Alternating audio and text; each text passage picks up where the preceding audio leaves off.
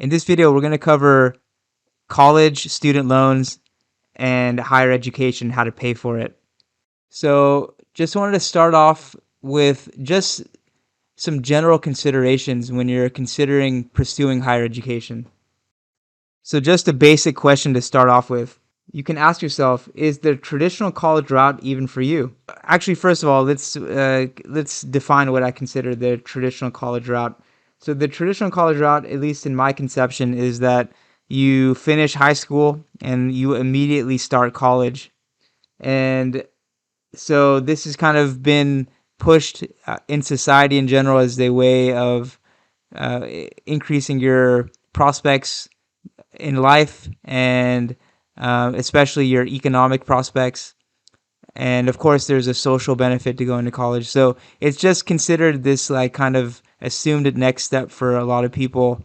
If you want to kind of be part of the, if you want to be socially mobile, it's a path of social mobility, at least as per society.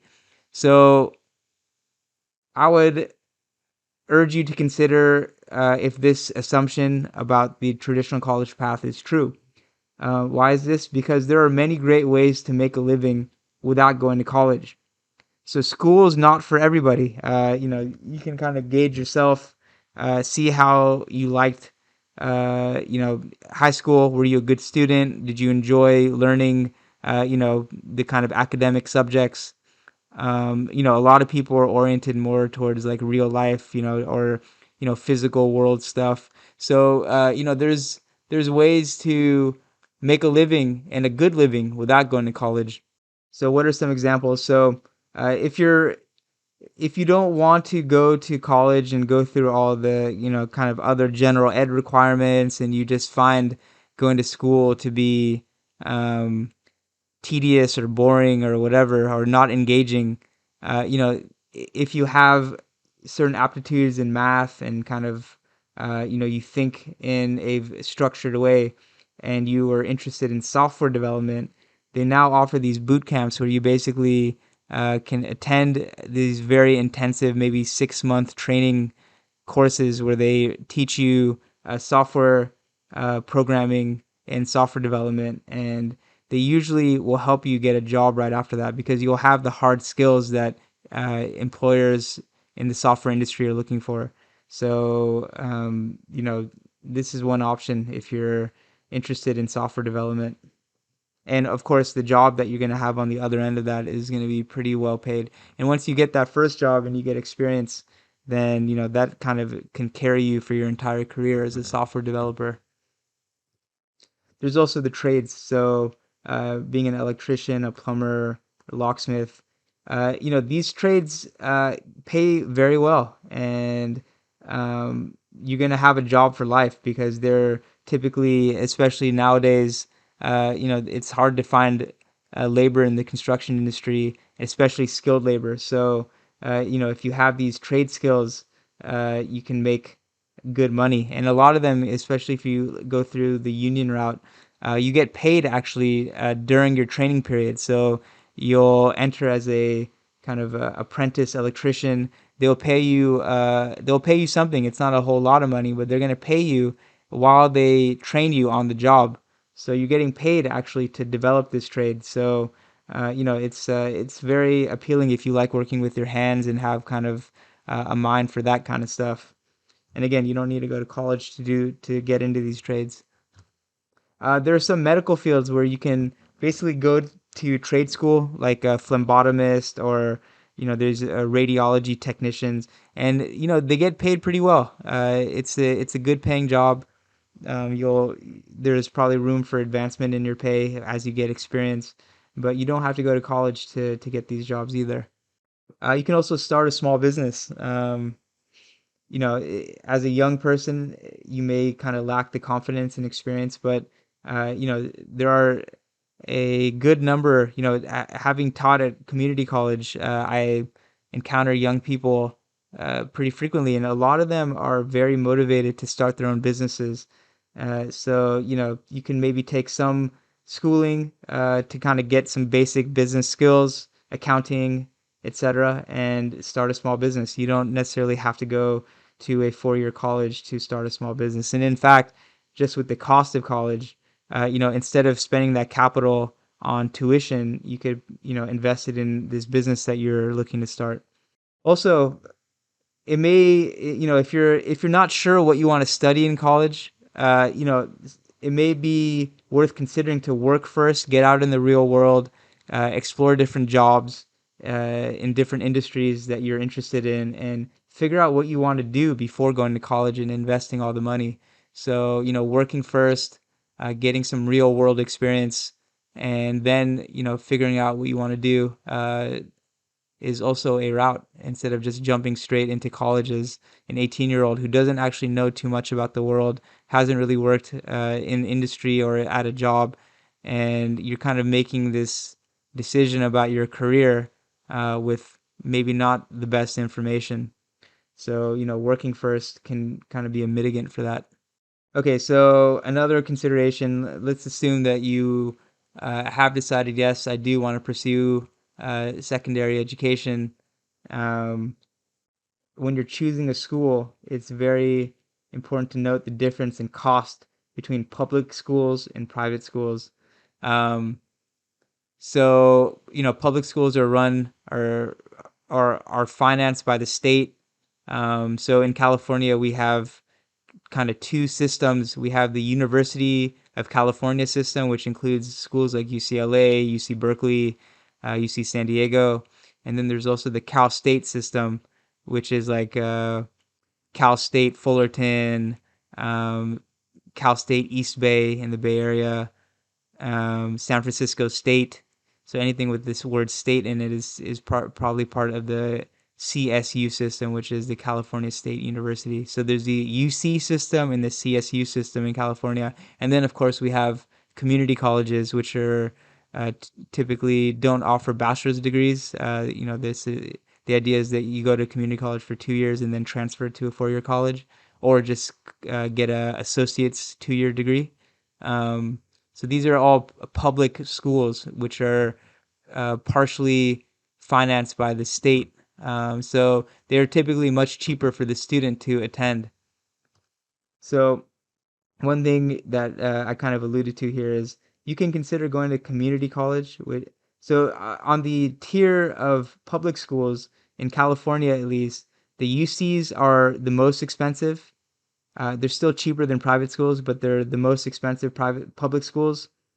Then the CSUs, and then community colleges. So community colleges are very, very affordable, and in fact, you can get 2 years of tuition covered by the state if you attend community college currently. That's kind of an offer to encourage people to go to community college and at least get a basic education. So yeah, what you could consider doing is going to community college and then transferring, because a lot of the community colleges have arrangements with 4-year public universities where if you maintain a certain GPA and complete certain courses at the community college level, you'll have a guaranteed transfer to a 4-year university. So, you can do 2 years of like very cheap community college and then transfer to a 4-year public university, and just have to pay kind of 2 years of the higher tuition. Um, so that is one strategy. You should also consider your in-state versus out-of-state status. So public schools are far more affordable, but you have to be a resident of the state that you are attending the public school, and usually to get the cheaper tuition, they usually are only offered to the residents of that state. So, for example, if you're from New York and you're attending UC Berkeley, you're going to pay out-of-state tuition, which is equivalent pretty much to private school tuition. However, if you live in California and you attend UC Berkeley, you get a pretty big discount. So, determining your in-state versus out-of-state status before attending the public school is important. If you're wanting to go to a public school in another state, it may be worthwhile to go move to the state before enrolling, live there for a year, and then attend the university or college in that state to get the public in-state tuition. Okay, so treat student loans as a financial decision, and in general, treat going to higher education, frame it as a financial decision because it is a big financial kind of investment that you're making. So, what does this mean? Consider the income you will earn after you graduate. So, your major really matters. If you're studying computer science versus sociology, the job prospects for you after you graduate are far different. So, what you choose to study is gonna matter to as to whether going to college and taking on the student loans and the debt to pay for it. If that's part of kind of your financial situation, what you're going to study is going to matter because you're going to have to pay back those loans. And the higher your income after you graduate, the easier that's going to be. Um, considering uh, your major is going to matter. And typically, the sciences, engineering, business, those are going to probably lead to jobs that are higher paying versus, kind of English majors or, the humanities. Um, your prospects might be much more limited, which is not to say to not study those majors. I can just tell you from my experience, I studied, I was a double major. I studied South and Southeast Asian Studies, which is like a humanities, and I also studied mechanical engineering.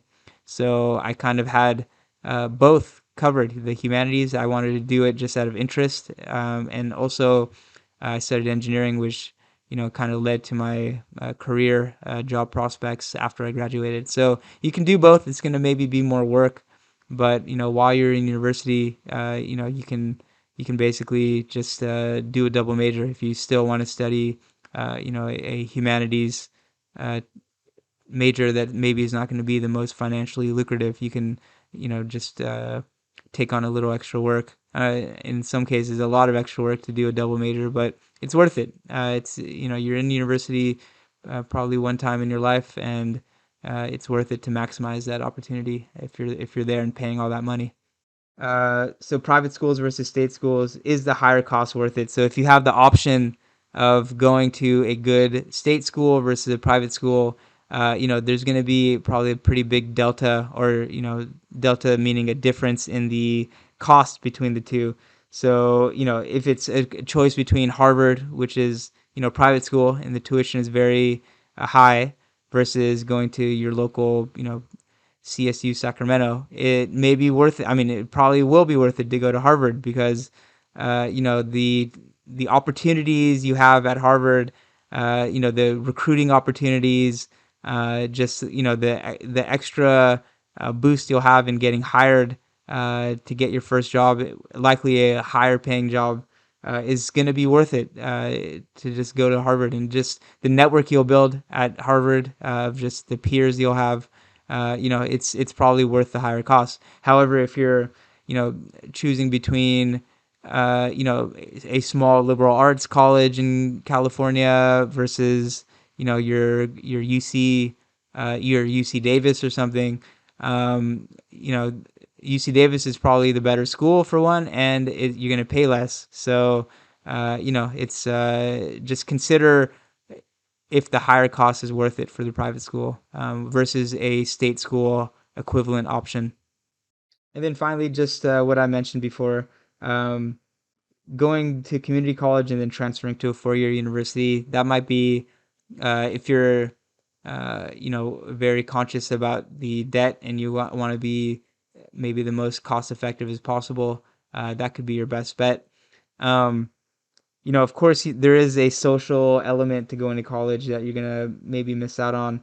But I don't know. It's in the grand scheme of things, maybe not so critical. But everyone is up to make their own decision. I think this is part of being an adult, is weighing the pros and cons of things and making a decision. So hopefully, at least this is gonna this discussion will at least foster some critical thinking about the decision, and you don't just jump into something blindly, and you actually consider the trade-offs. Okay, so now let's consider the fact that you've done your analysis and you've concluded, yes, I do want to go to college. So now let's have a little discussion about how to pay for higher education. So there are loans, grants, and scholarships available to pay for college. Of course, in addition to your own funds. So these are just extra financial aids to pay for college. And they're available both for undergrad and for graduate school. So federal and private student loans are available, though they have to be paid back. So that's the kind of this loan category here. So federal loans typically offer more favorable terms to the borrower compared to private. So that's why people will prefer to max out the federal loans, and then whatever costs are left over, they'll take a private loan. So that's because the federal loans are subsidized by the government, and they therefore can offer better terms. So a grant, so the second category, do not have to be paid back generally, and grants can come from governments, so federal and state. They can come from your college directly, or from private or nonprofit organizations. And grants are need based, meaning they will see what your financial kind of situation is, you and your family. And typically, if you're low income, you could potentially qualify for a grant because they're analyzing you based on your financial need. Scholarships, in contrast, are usually merit based. So they are based on how good of a student you've been, how strong your application is, how badly the school wants to bring you as a student. And they also uh, sometimes do take into account your financial need. But typically, the difference between the grants and the scholarships is that the scholarship has a component of merit also, where the better student you are, maybe the more scholarship opportunities are going to be available to you. So typically, a student will end up taking out some student loans since the grants and scholarships may not be sufficient to cover all the costs. So, uh, unless if you're really low income, your family's really low income, you may find yourself having access to like kind of a full ride. You hear that term, full ride, meaning that all your tuition and living expenses will be covered through grants and scholarships. So you actually don't end up needing to take out any loans. But I think for most kind of lower middle class to uh, lower middle class and up, you're probably going to have to take out some level of student loans, unless you get help from your parents or you have money saved up or whatever. So another note just on student loans, that they're nearly impossible to get rid of through even bankruptcy. So even later in your life, if you go through financial struggles and you just have to declare bankruptcy, meaning you can't pay off your debts. uh, Typically in a bankruptcy, they will discharge a lot of your debts, like credit card debt. They'll just say the credit card company will just have to take the loss.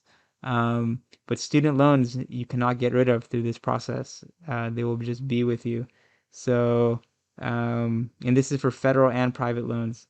So think very carefully before taking them on, because they're going to be with you and you're going to have to pay them off unless the laws change, which is possible. There's been a lot of kind of legal political pressure to do something about student loans, because it's a really big burden on young people, because the cost of higher education has gone up so much. And the if you have a lot of student debt, it kind of impairs your ability to move forward in life, because to buy a house and all this stuff, it can affect your kind of ability to take on new loans to do other things in life. So for now, though, as I mentioned previously, treat going to school as a financial decision as much as kind of a social or whatever other considerations there are. You should make sure that when you come out of the other end of it, that you're going to have good job prospects and good earning potential to pay off, kind of this financial uh, burden that you took on when you entered into school.